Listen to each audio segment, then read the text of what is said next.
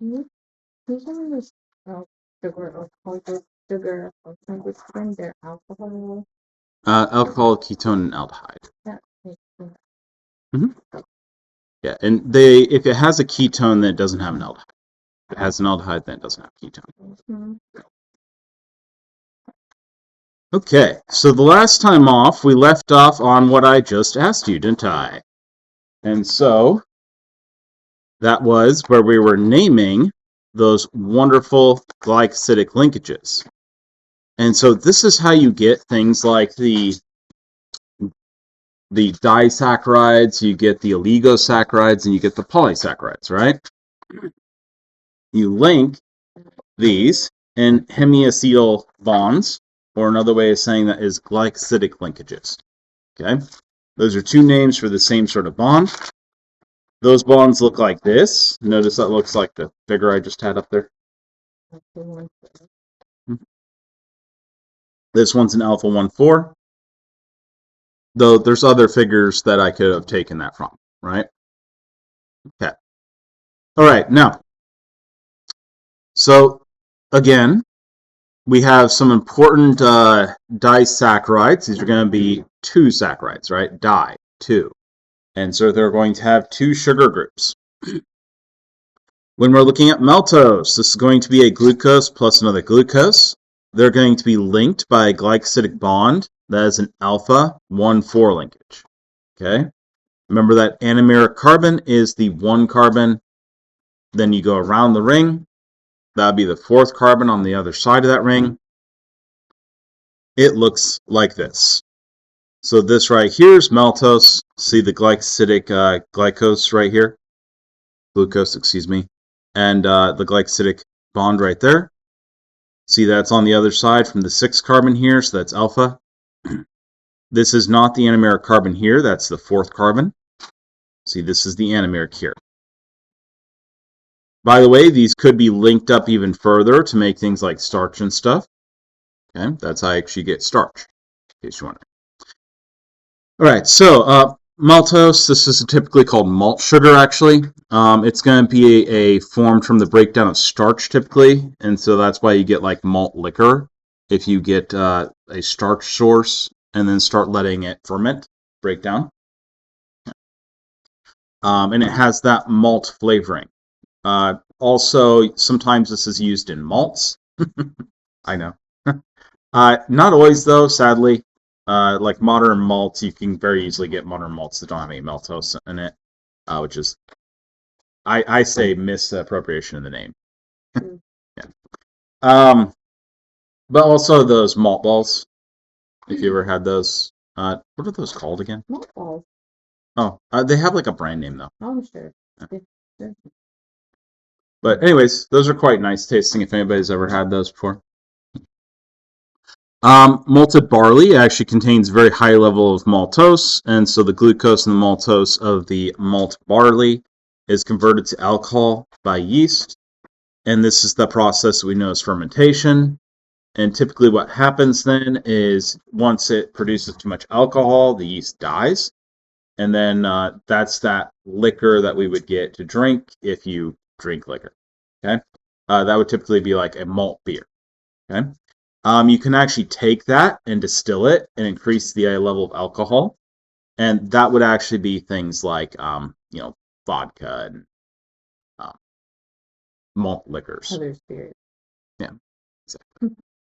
Depending on what you start with, you get the different types of spirits. Okay, so the glycosidic bond in our maltose is the alpha 1,4 linkage. There's one anomeric carbon free. So maltose is actually a reducing sugar because it has that free anomeric carbon. So it can actually do that same reaction we were talking about before with the reducing sugars, where you can reduce different metal ions, etc. Okay. This is going to be lactose. Everybody probably knows lactose, right? This is that milk sugar, i.e. lactose intolerance. It's found in mammalian milk. That does mean that you can milk other things, get lactose-free milk, in case you're curious. It depends on the species. But intolerance to lactose actually occurs in people without lactase, which is the enzyme that would break that down.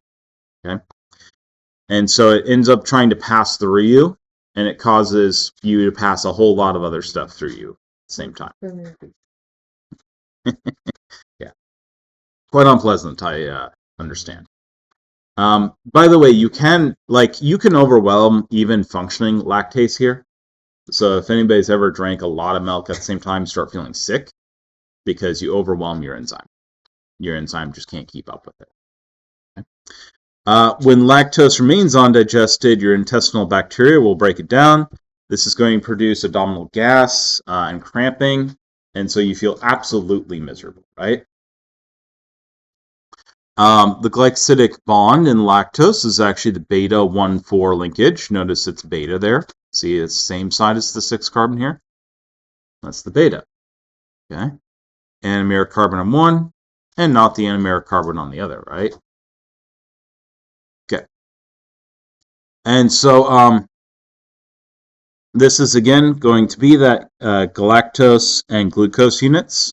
The one where the anomeric carbon is being bonded is the galactose here. Okay. Again, because that anomeric carbon here is not free,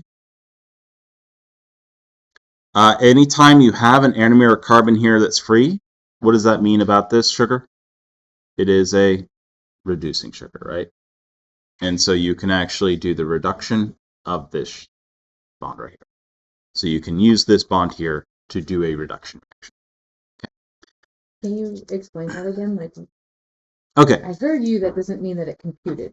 Okay, so if we go back to where we were looking at reducing sugars, way back. Okay, so anytime you have this bond, where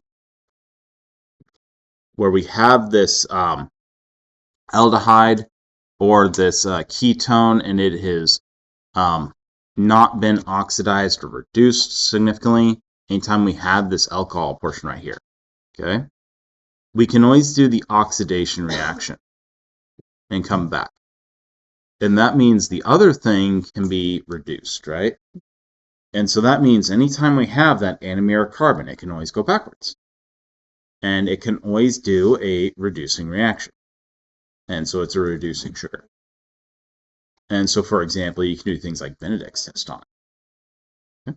And you can actually take copper 2+, go to copper 1+, which would be reducing, and reduce that amount. There's actually a bunch of other reactions you can do with it, of course. One of those reactions being to literally reduce like different NADHs, and you do the same things in your body. Okay, so this is lactose here. Again, that's going to be reducing sugar. Anytime you have a free anomeric carbon here that doesn't have that second linkage to it, the glycosidic bond to it, that's going to be reducing. Okay, so sucrose, this is actually the table sugar, theoretically, that you're buying. Some places will actually sell things that they call table sugar that are not sucrose, that are actually fructose. Okay, so be aware of that, but overall, it's supposed to be sucrose. That is table sugar.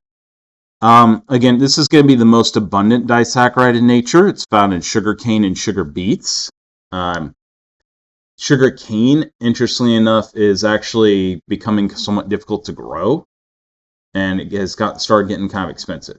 So if you look at like sugar cane sugar, table sugar, it's the more expensive, pricey option. Beets is still fairly cheap, and then we have corn, right? That's subsidized by the government, so that has lots of fructose. So fructose is making its way into everything. So when we join glucose and fructose to form sucrose, we're going to have an alpha beta 1,2 linkage. Okay, and so this is actually a glycosidic bond where we have both anomeric carbons involved in that bond, and so that's why we have to have that naming. So the first one is right here. See that one right there? That's your glucose unit. That's the one that's going to have the alpha portion of the linkage, because we're on the opposite side of the 6 carbon here. Okay? And then that's the alpha portion. This is then the fructose portion of it. And see how we're on the same side as this 6 carbon here? Okay? That's going to give us a beta there. Now notice, because we have one that's a ketone and one that's an aldehyde. Okay? This one here, because it was an aldehyde before all this, the first carbon has the anomeric carbon. This one right here was a ketose. And so this is the second position, which has the anomeric carbon. Okay? Notice it makes the 5-membered rings when you see that. Okay. And so that's your fructose portion. And so what do we notice about this? The anomeric carbons, are they free anymore? No, we bound them, didn't we? Yeah. And so we don't have a free anomeric carbon anymore. And so these are not reducing sugars. Okay. If you were to test these sugars, you would find that they would not do the reduction reactions that you would have associated. Okay. Okay. And so those are probably the most important disaccharides, but they are not the only ones by any means, or the only saccharides. We have not gone through all the saccharides by any stretch of the imagination. And so right here you have some of the different saccharides and sweeteners. This right here is the relative sweetness index. It's versus sucrose, which would rate 100. Okay. Notice that sucrose is not actually the sweetest sugar. A lot of the sugars are less sweet.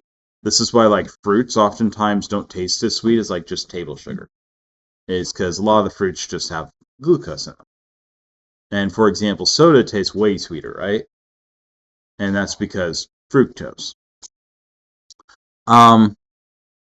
Anyways, lactose is very mildly sweet, right? If you like drink milk, you don't normally associate that with like a sugary sweet drink, right? But it has a fair amount of sugar in it, and it is just because lactose is very mild sweetness, and that's why a lot of people like that actually, like ice cream and stuff. These are some of the artificial sugars, artificial sweeteners, and notice their sugar index is just ridiculously high, right? For example, Splenda is 600 times the sweetness of normal table sugar, which is why when you take like a packet of it, you're like, oh, I'm going to put the same amount as table sugar when you first try it, right? And then it's like cloyingly sweet, right? Horrific. God, patients will put like 4 or 5 of them in coffee about that big. Oh, it is awful. Yeah, it is terrible. Because it's 600 times the sweetness to your taste buds. So it's like if you put 1 tablespoon of this in, it would be like you put 600 tablespoons of sugar in it. It's just mind blowing, right? This is like stevia and stuff. These are the artificial sweeteners. Why is stevia on the artificial sweeteners list? It's a leaf. I've grown it and then just made regular tea with it. Like, why is it on the artificial one? Oh, when I'm saying artificial, they're not normal sugars. They're things that taste sweet, but are not actually the normal sugars we would use in our bodies. Oh. So this one right here is actually a non-hydrolyzable glycoside. And so it is not actually a normal disaccharide, monosaccharide that we'd be talking about here. They're tasting sweet, despite the fact that they're not actually saccharides, like we'd be talking about for the rest of these. Some of these are found in nature, actually. Mm-hmm. Yeah, sugar alcohols are found in nature quite often, actually. Yeah, but most of these, if you're going to doing them in large scales, can't be harvested in nature, and so most of these would actually be created artificially. You can definitely get stevia though. You definitely can. So polysaccharides, glucose is going to be stored in both plants and animals. In plants, it's typically stored as starch. In animals, it's typically stored as glycogen. And these are going to have alpha glucose units with glycosidic linkages, like we had looked at before. Remember, we were talking about literally splitting them up, creates maltose typically. And so this is going to have a connecting beta glucose units that'll produce the molecule cellulose. That's the structural material in plants. So when we're talking about cellulose, the only major difference between that and starch is actually that we have a different glycosidic linkage, right? And so that turns starch, like a potato, into the tree. Fairly small difference, right? So the polysaccharides are going to be very large molecules. They consist of monosaccharides bonded through the anomeric carbon atoms again. And we'll just have a chain of those anomeric glycosidic linkages, like we've been discussing for the disaccharides. It's just now we'll have a bunch of them. Polysaccharides do not contain sufficient numbers of reducing ends to typically give a positive Benedict's test. You would have to digest those polysaccharides a bit to typically get a positive test. Or another way of thinking about it is they're so large and they only have like one or two or a few ends. Like you could have 20, 30 glucose units without having an end, that you just get so little interaction that just doesn't matter much. Okay, so these are some different storage polysaccharides. We have amylose and amylopectin. So starch and glucose storage polysaccharide accumulate small granules in plant cells. And this is what you're typically seeing in most like plants, especially in the roots, where they start turning kind of a white color. You're seeing that starch buildup. So starch is actually a mixture of two different compounds that are different in their organization. Okay? Overall, they're the same, but one has more branching than the other. So amylose, this is going to make up about 20% of the starch. It's going to be made up of 250 to 4,000 D-glucose units. These are going to have alpha-1,4 linkages. It's going to be bonded in a continuous chain. And so this is going to be just one long continuous chain, and you'll have very little, if any, branching at all. Okay? Typically, you don't have any branching. Long chains of amylose do tend to coil like a spring. And so it's going to coil up a bit like a spring or a rope. Okay? Amylopectin, this can make up about 80% of plant starch. It's also going to contain the same sort of stuff with D-glucose units bonded with alpha-1,4 glycosidic bonds. However, instead of just being one long continuous chain, every about 25 glucose units, again, it doesn't need to be exact, but 25, it's pretty consistent. Okay. On this linear glucose chain, you're going to have a second glucose that'll branch off and make its own little chains. Okay. And so you're going to have an alpha-1,6 glycosidic bond when you see those branching ones. And so they'll have little branches coming off the chain every 25. Now keep in mind, these can be thousands of glucose units long, right? So you can have quite a few branches. Now, when we eat starch, our digestive system breaks it down into glucose units for use in our body. And so we can break starch down. You guys all probably knew that because starchy foods are pretty high calorie, aren't they? Yeah. And so, yes, we can most definitely break down starch. So, I have been told that in order to help with the insulin spike coming from rice and potato, that if we let it cool, the starches undergo some kind of different something, and then even if you reheat it again, it just reduces your insulin load. So what are they talking about? It's polymerizing. So if you heat it up high enough, these will actually polymerize. Which means? And it means that, have you ever taken rice and then reheat it in the microwave and it gets like hard? Mm-hmm. So that's what's happening. It's actually taking these starch units, it's linking them across starch units and making larger structures, which are what are called polymers. Yeah. Okay. And then we can't digest those linkages that are formed there. Right. And so it ends up causing those to have a hard time being digested or actually incorporated in your body at all. And so, actually, if you take rice and you reheat it in the microwave, its glycemic index will actually continuously go down as you do that. And potatoes and pasta, all of the starchy foods, just literally cook it, let it cool, and then reheat it and eat it. And if you do the opposite, where you make sticky rice sort of stuff, you can actually increase it a lot because that's powdered starch, and so it digests much easier. Or like the really high quality potatoes where it has like the rough edges on it, and they have a lot of taste to them. Those are terrible for people. That's actually an interesting little thing about starch structures. And remember, they're actually quite similar. Like cellulose is a very similar structure, just a different glycosidic linkage, right? Right. So if you cause those linkages to rearrange to one of the ones we can't digest. And that's all that's happening in the cooling process? Yeah. That's so interesting. Yeah, you're making something a bit more like cellulose. Yeah.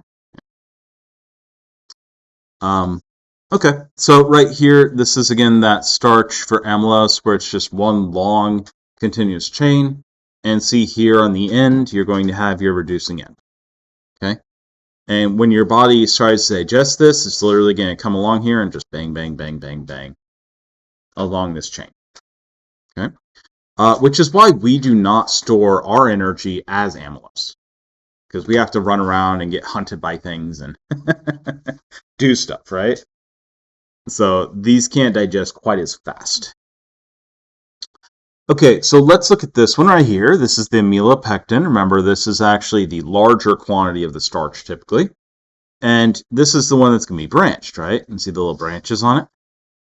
So it's going to look something like this, where it has like this long chain, and then it has little branches that come off every 25. Okay? And notice that your number of reducing ends goes up tremendously, doesn't it? Okay. And so these can get digested quite a bit faster, though these branch points actually do introduce a little bit of a hurt. Okay? But we won't go super into that. If you want to go into that, you'll need like a biochemistry or more focused course.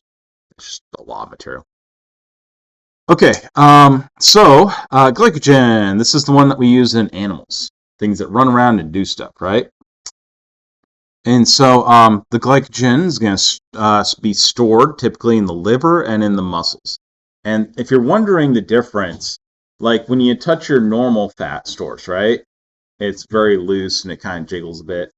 When you touch like your stomach area, do you feel that like there's a hardness there? No. I do not. Nose hardness. It may actually be more difficult to feel on women actually, because you have more like a natural padding and moving of that, and you have other stuff in the way. A whole series of organs, right? Or a very complex organ that's very important for humanity. Yeah, so that's that like beer belly. Everybody's seen a beer belly before, right? That's because the person's like getting a lot of sugars and they're getting stuck as glycogens, and whereas they're not building up a lot of normal fat stores. Okay. Yep. So they're making a lot of glycogen. That's why that's I'm hard. Offended. I was like, excuse you, I'm not storing a ton of this real fast. Okay. I mean, you are storing glycogen. I am. If you wouldn't, you would be really in a bad day. Okay, so it is stored around the muscles as well. You can sometimes feel it on people that have a lot of storage, but it can be more difficult to feel. Now, glycogen, this is going to be identical to the amylopectin structure, but our major difference is that instead of having every 25 glucose units, we have an alpha-1,6 branching that occurs every 12 glucose units. So we've doubled, a little bit more than doubled, our number of reducing ends, right? A number of ends that we can start digesting this from. And so we've greatly increased how fast we can tear glucose out of this. Okay? So glycogen is going to be hydrolyzed to glucose in your liver, and then it's going to be sent into the bloodstream. This will maintain a constant glucose level in your blood when sugars are not being consumed. And so this is theoretical, of course. People end up with difficulties in actually putting glucose back into their blood sometimes. And there's a variety of diseases where the body doesn't quite do this right. But this is also why it's very dangerous to go to a certain fitness level where you get like super duper shredded. That can actually be really dangerous because you don't actually have any glycogen stores then. So the large amount of branching in this molecule allows for quick hydrolysis when glucose is needed, of course, and provides you a big boost in glucose levels in your blood when you need them, whenever you're going into fasting. Fasting being more than 4 hours without food. When cellulose. So cellulose, this is going to be what you typically consider like plant structure. Okay? And cellulose is going to contain beta-1,4 bonded glucose units. So this change in that bonding completely changes how this structure reacts. What can digest it? Okay? It even changes it so it doesn't even look the same, does it? Like when you look at that tree out there, is anybody going, oh yeah, starch? Probably not, right? The roots have a lot of starch, by the way. If you ever try to eat a tree, the roots. Okay. Don't try to eat the cellulose. It's not going to do you good. You'll feel full, I guess, for a long time. Now, remember that this is going to alter that structure. Otherwise, it would have been very similar to amylose, but now we have the beta-1,4 instead of the alpha, right? Okay. So those alpha bonded glucose chains, they were very loose and they curved like a little spring, right? So the beta bonded chain of cellulose is actually going to be straight structured. It's going to be pretty rigid, actually. Okay? And so many of these straight chains of cellulose will line next to each other. They'll bundle. There's actually another set of compounds, like lignin, that actually helps them bind together. And they're going to form a strong, rigid structure. Okay? They're very, very strong in one direction, by the way. They're not so strong in the other direction. Has everybody ever like split wood or anything? Yeah, if you like hit wood on an angle on the wrong side, right, you can just splinter right through it. And that's because these are long fibrous chains that are bundled together, right? So if you hit down those chains, you can split it really easy, can't you? It's like shockingly easy if you get it right. Yeah. Get it wrong, it's really hard. Yeah. Now, we can't digest cellulose. We do not have that ability ourselves.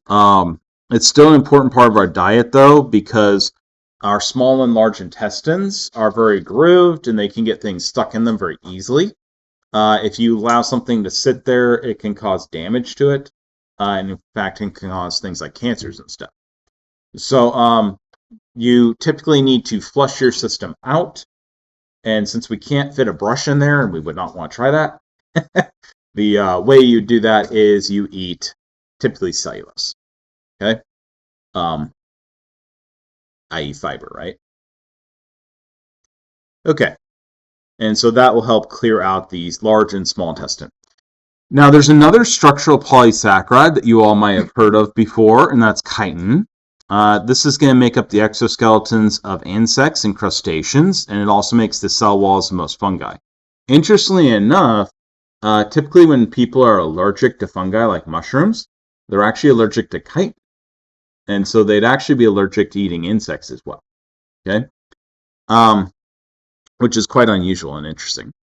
Now, it's made up of modified beta-D glucose units. These are called N-acetylglucosamine.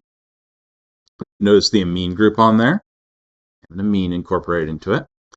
They're going to have beta-1,4 glycosidic bonds, and they're going to have an amide group that replaces your hydroxyl group at your carbon 2. They're pretty similar to cellulose, actually, other than that difference. It's going to be a structurally strong material. It has many uses. You can make things like surgical thread that biodegrades as the wound heals. It's actually quite strong for its weight, though its weight is not such that you could actually scale it up too far. Okay? In fact, if you were to make like a suit out of it, you wouldn't be able to move anymore. That would actually be meaningfully strong. It'd be too heavy for you to move around. So, the chitin is present in many insects' exoskeleton. It's going to serve to protect them from a variety of things, but one of those things that's very important is actually water.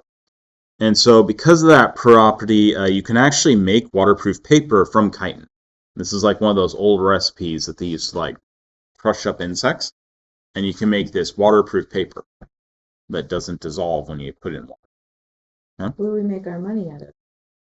Where do we make money out of? Isn't that no. So it's a mixture of things now. Okay. It's like a synthetic polymer in cotton and. Was it ever chitin? Not to my knowledge, no. But if I remember correctly, this was done in Asia somewhere. I want to say China, but I might be wrong. That they actually did use this for a period of time. Yeah, but I'd have to look it up again. Now, when you ground chitin down, it actually becomes a powder, and this will hold in moisture. This can be added to cosmetics and lotions, and is actually a fairly popular ingredient. And so, you may want to check your lotions and powders, I guess. I have no idea the one you're using uses chitin or not. I'm not interested in that industry at all, but maybe. You can check and tell me if it does. That'd be interesting. Now, this is some different examples. This is the amylose, the starch right here, and of course we have potatoes, right? Probably the most popular thought of starch. Amylopectin right here. Again, this is just another starchy food. Remember, this is actually like 80% of most starch sources. This one's about 20% of most starch sources. Changes a bit depending on which one you're looking at. But this is cellulose right here. See the straight chain structure where it has this like zigzag straight chain going on? Okay. And that's the cellulose. It is actually oriented kind of like what you think it would be, where the fibers are like running the long way.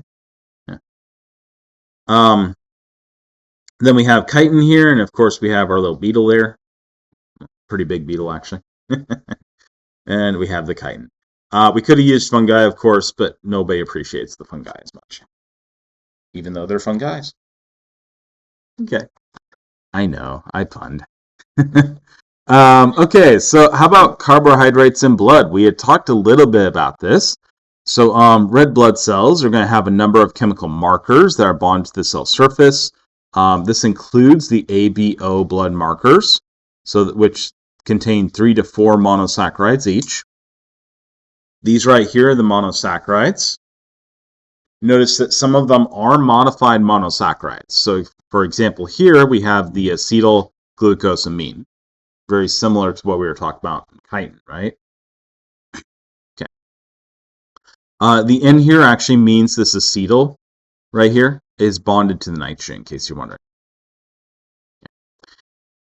Okay, and then this is galactosamine. Notice the glucose, this is the glucose sugar here. This is galactose here, isn't it? Okay. And so these are the 4 different sugars that are typically found in the ABO blood markers. Does anybody know how many blood markers there actually are? Are ABO the only ones?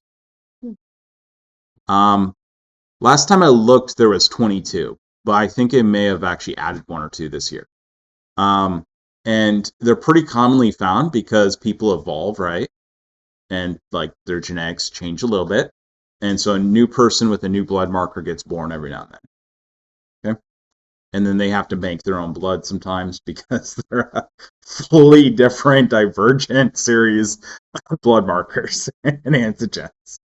It's pretty wild, actually.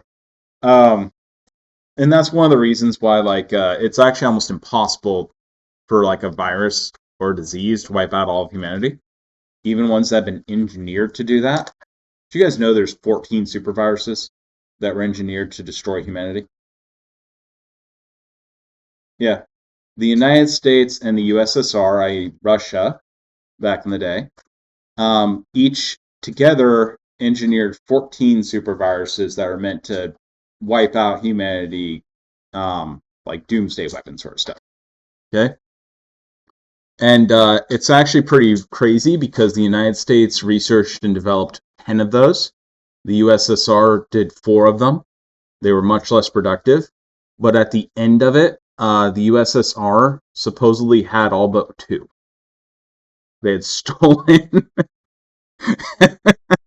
8 of the super doomsday weapons from the United States. Which just... And so those were engineered to wipe out 90 to 95% of all humans on the planet. Doomsday weapon? I don't know, man. It's a terrible decision. Like, don't look for a defense of the decision for me. But I can't. Like, I think what happened was one of them figured, oh, the other one's going to do it, and then started doing it, and the other ones maybe had the same thought. And if one side has a doomsday weapon and has the cure for it, and then the other side doesn't have that, then like, they might use it. And actually, like, that did work for nukes, nuclear weapons. So, I don't know. It's a messed up thing, and it's like a sword of Damocles that's hanging over the humanity from now on. We'll never know if we actually get rid of it. So, I don't know what to say, man. It's some stupid stuff sometimes. The sad part is, like, if you actually look at like fiction versus reality, if it sounds too bad to be possible, and you would go, "Oh no, that couldn't ever be a thing," it probably is real. And yeah. That COVID wasn't engineered on purpose to do the thing, because it didn't kill a lot of people when it did it. I mean, they had 14 that they could have done it with. So, well, I'm sure China's stolen a few by now. So, type O, the red blood cell. This one's this right here, N-acetylglucosamine. And then we have galactose and fructose. Do you notice anything about type O? Let's look at the other ones real quick. Oh my god. The other ones are 4. Yeah, notice the other ones have the exact same things. So the other ones have those 3, don't they? And then they have one more. Okay? And galactose here and N-acetyl galactosamine right there, right? And so those are clearly different, right? And you can differentiate them very easily. Okay? What about O then? That's not as easy to differentiate, is it? Everything that's there is on the others, right? So, does anybody know what the universal donor is? Well, anyways, the ABO-wise. Oh, okay. Okay. What's the universal acceptor, by the way? AB, yeah. So if you have both AB, you can have multiple. If you have both AB, then you can take A and B. Okay. Interesting enough, you can have multiple, where you have multiple AB, and then one of the other unique variations that have evolved. And so there's people that have had, if I remember correctly, the maximum number found was 5. And most humans actually have a few variations on them that are antigen markers that don't really have any other meanings to it. Okay? So this actually is a more complicated thing if you want to go deep dive into it. It's actually quite interesting, but that's the important part. So what's going to happen here is your immune system's going to be checking for these markers on your cells, right? If it matches what it expects to find, it's going to unbind. It's not going to target that one, right? The trisaccharides of the cells of O type are present in all the blood types, so no blood type recognizes the O carbohydrate as a foreign set because it does match. Okay. Like, it can easily slot in the same slot that this one slots in, right? Okay. Kind of like if you have one of those skeleton keys, doesn't have anything extra, so you can put it in, right? Okay, so the AB blood type, this is considered to be a universal acceptor blood type. And so you can accept all the possible ABO combination types, and any blood type can be transfused and accepted by that person. If you're an O, what happens? Yeah, you have to have an O. You get an AB, it's not going to trigger. And that's because it has this little part to the side when it tries to slot into the match. Well, it has an extra part that's going to block it, right? Okay. Blood transfusion reaction. Yes, you would. And very unpleasantly, too. We just had a patient who had a plasma reaction. It was horrible. Oh, it is. It was like Monday or Tuesday. Yeah, just awful. Yeah. Yeah. Oof. Anyways, these are the blood type combination chart.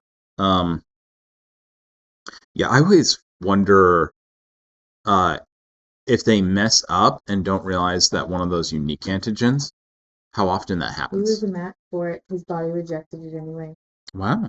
They think that they gave him the platelet too fast, and so then he has I don't know. They all know the type of reaction that it can trigger, where it just completely just starts destroying all of your platelets and. Yeah.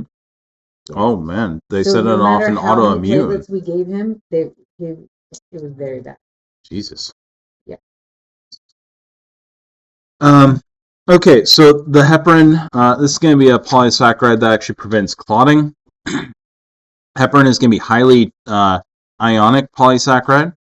It has many repeating disaccharide units, and this is actually why it's ionic right here. See the carboxylic acid there, and then we have that sulfate group. Everybody see that okay?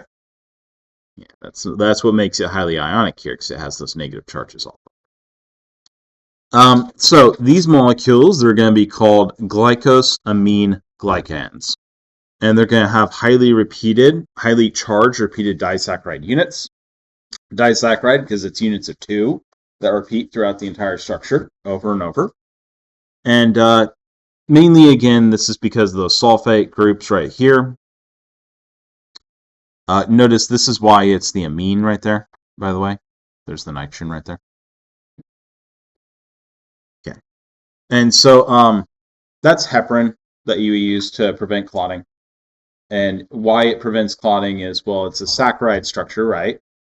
But it's a saccharide structure right here that has charge groups, and so it's very soluble. Okay? So it can help lift things out. This is your study guide. As a pointer, if you're ever wondering, where's my study guide? How do I find my study guide? They're at the back of each chapter, right?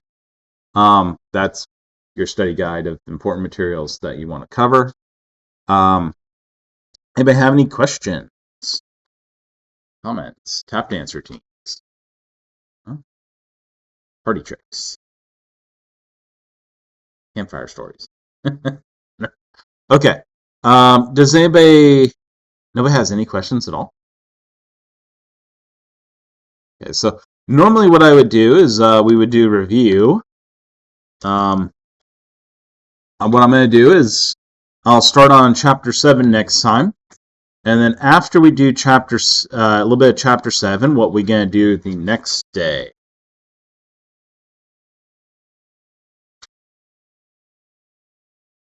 Okay. So that's the next lecture, right? Okay. And then Thursday of next week is the exam.